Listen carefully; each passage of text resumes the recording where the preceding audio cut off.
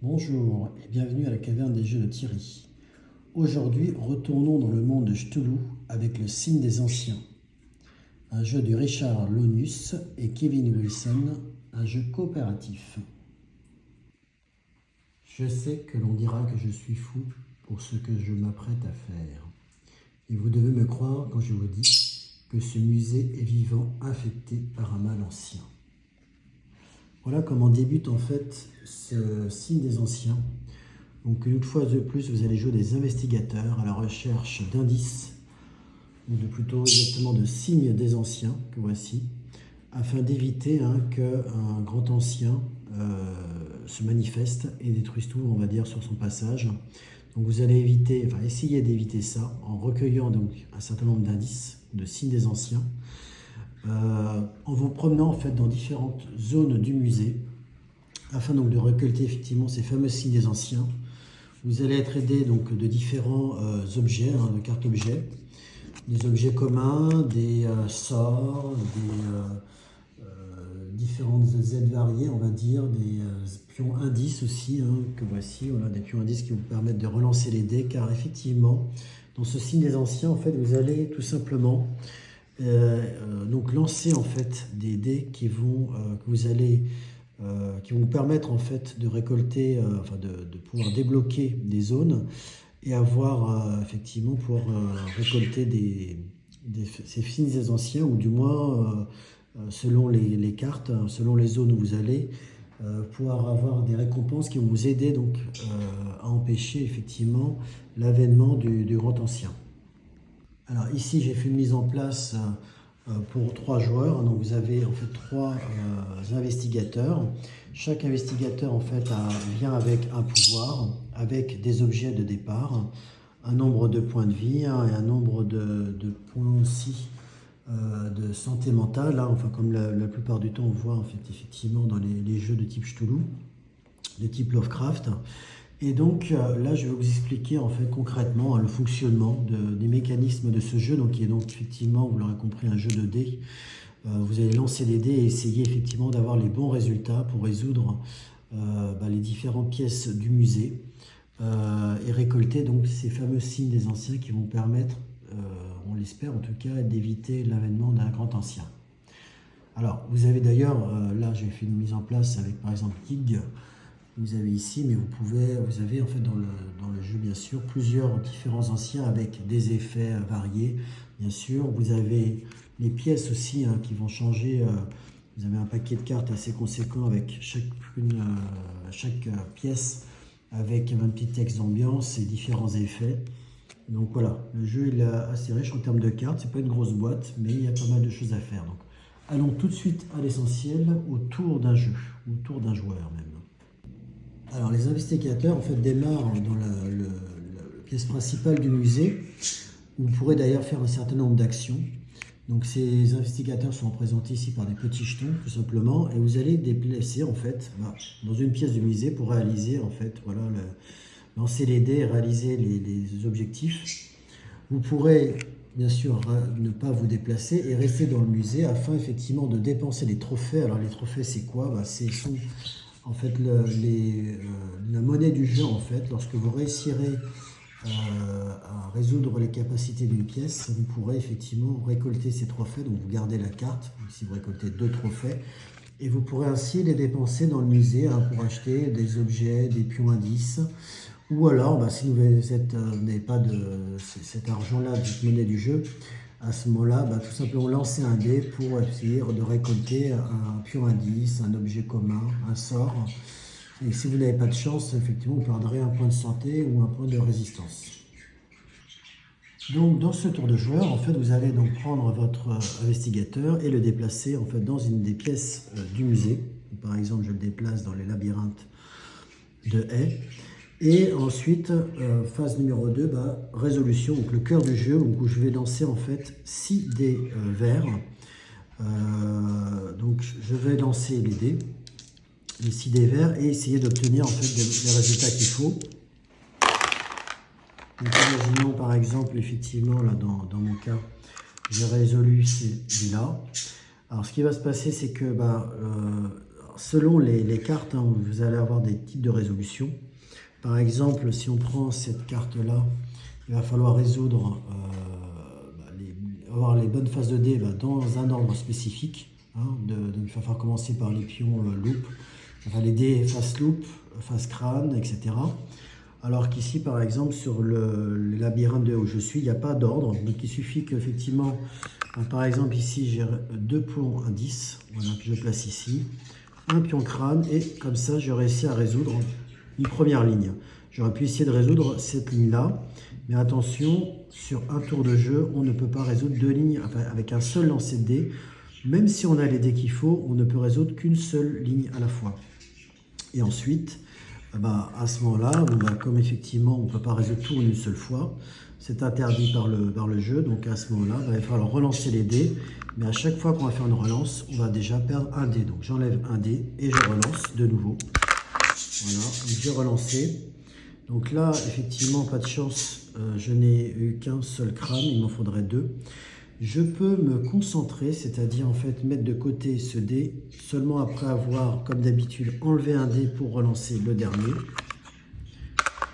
Bon, là, effectivement, je n'ai plus d'autres, je n'ai plus que, voilà, j'ai une loupe, il m'aurait fallu un crâne et je ne peux pas faire d'autres relances car pour relancer, il faut perdre un dé vert. Donc si je perds celui-là, je n'ai plus tout simplement de dés à relancer.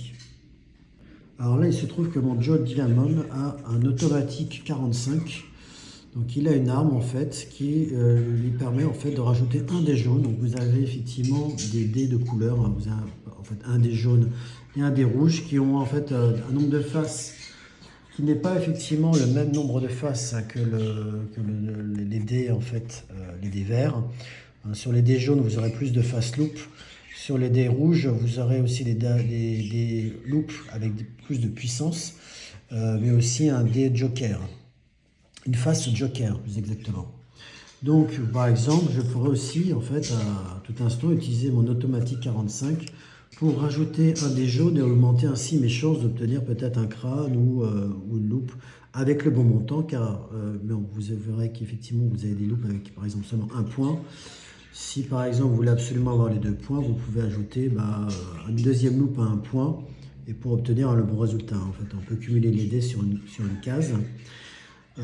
Et donc là, effectivement, vous pouvez utiliser votre, par exemple, automatique 45, hein, si vous en avez un, pour ajouter ce dé jaune, en sachant que vous ne pouvez l'utiliser qu'une seule fois, c'est-à-dire que vous ayez réussi ou raté, une fois que vous avez décidé d'utiliser votre carte avec ce dé supplémentaire, vous l'utilisez avec réussite ou pas, vous défausserez en fait cette carte. Donc malheureusement, ces utilisations sont la one shot, hein, unique.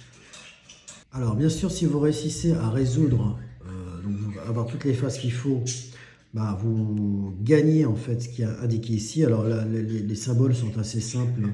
Vous avez un rappel, hein, de toute façon au dos du manuel de ce que des symboles de récompense et de pénalité. Mais donc effectivement, vous comprendrez que en résolvant ces cartes, ces pièces du musée, ces différents endroits du musée, vous pourrez notamment récolter les fameux signes des anciens qui vous permettent peut-être d'éviter par exemple que Yig apparaisse. Hein. Il faut récolter ici, dans ce cas de cet ancien, 10 signes des anciens. Malheureusement, si vous ne réussissez pas, c'est la partie rouge qui va s'appliquer. Ici, vous perdrez un point de vie. Alors bien sûr, rien ne vous empêche, on est sur un jeu coopératif, hein, d'avoir un allié aussi qui vienne vous rejoindre à un autre moment. Vous restez là et vous ne vous déplacez pas. Et puis ensuite, vous avez par exemple ici le professeur Harvey qui vous rejoint pour vous aider en fait, car il est possible, lors des lancers de dés, en fait, si vous avez un autre d'autres investigateurs au même endroit, d'avoir aussi un effet concentration, c'est-à-dire on a dit tout à l'heure, vous pouvez vous concentrer, hein, donc c'est-à-dire mettre de côté, sans changer la face, hein, bien sûr, un dé sur votre carte, donc ça c'est se concentrer. Si vous avez un allié avec vous et qu'il y a une autre face qui vous intéresse, à ce moment-là, vous pouvez demander en fait à votre allié de se concentrer aussi avec vous en fait. Et il va aussi garder un autre dé. Vous pouvez comme ça cumuler les dés en réserve, mais en sachant que bien sûr, il faudra préalablement à ça se défausser d'un dé avant de pouvoir faire la relance. Ça malheureusement, il faut toujours se défausser d'un dé avant de se concentrer ou demander de l'aide à un allié pour qu'il puisse aussi se concentrer et donc garder aussi une face d'un dé. Alors cette aide a un coût, puisque si votre allié, si vous perdez malgré tout, malgré cette aide, malgré cette concentration, tous les objets, etc., vous perdez effectivement, donc vous aurez l'effet effectivement négatif ici, mais celui qui vous a aidé va perdre soit, alors au choix, on a le choix, soit un point de vie, soit un point de santé mentale.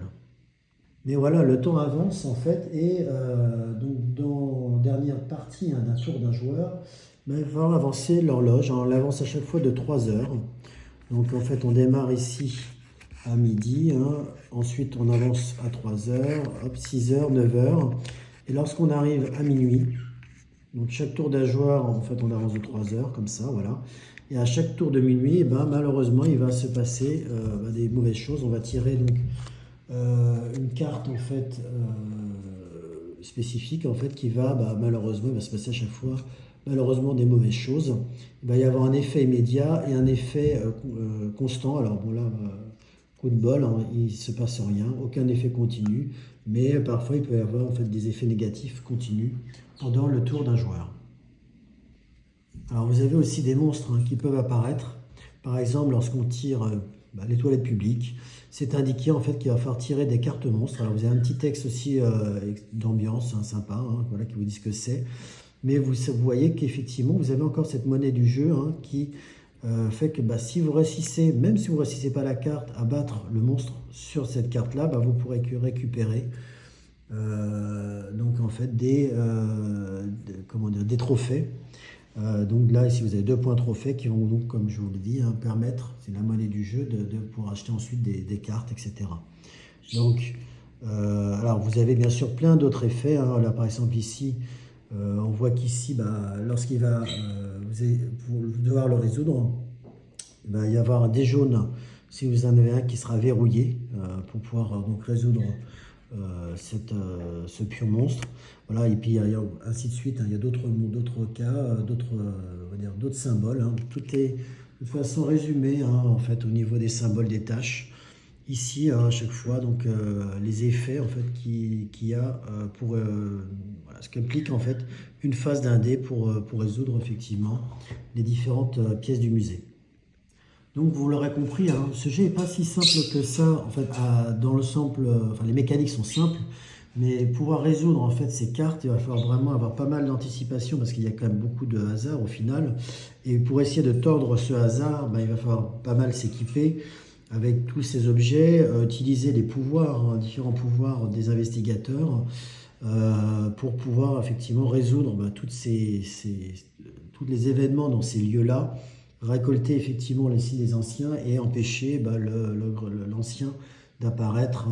Voilà. Et si vous n'y arrivez pas, ce n'est pas terminé, il y aura un combat. Voilà. L'idée, effectivement, c'est de vous présenter rapidement ce jeu-là, vous montrer le tour d'un joueur. Donc je résume le mouvement, en fait, vous allez déplacer votre investigateur dans les différentes pièces du musée, la phase de résolution avec les lancers de dés, et enfin donc la phase de l'avancée de l'horloge, où il va se passer quelque chose à chaque fois que l'aiguille atteindra minuit. Voilà, donc j'espère que cette vidéo vous a plu. Alors malheureusement, ce signe des anciens, je crois qu'il n'est plus édité ou plus difficilement trouvable en neuf. Par contre, on peut le trouver assez aisément en occasion, à des prix plus ou moins corrects. Il faut savoir aussi qu'il y a des extensions.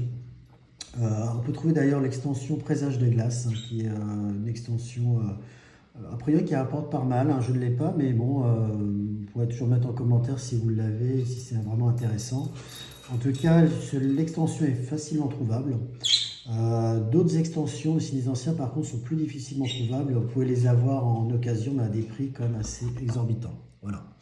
J'espère que cette vidéo vous a plu. N'hésitez pas à vous abonner.